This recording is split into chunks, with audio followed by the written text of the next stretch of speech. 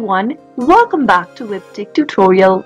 In today's video, I'm going to guide you through how to change language on Bet365 account. If you'd like to change the display language on your Bet365 account but you don't know how, then keep watching the video till the end. Don't forget to subscribe to our channel by hitting that subscribe button.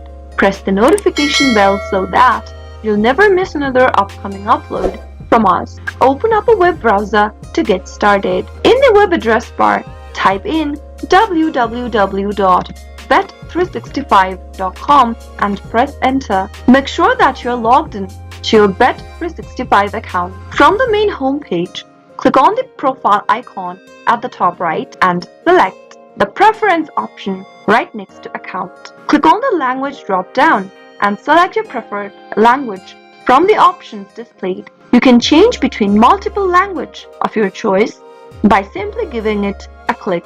And there you have successfully changed your language on Bet365. Pretty easy, isn't it? I hope the tutorial was helpful to you. If it was, go ahead and give us a thumbs up. I'll soon be back with more tutorials like this. Keep watching till then.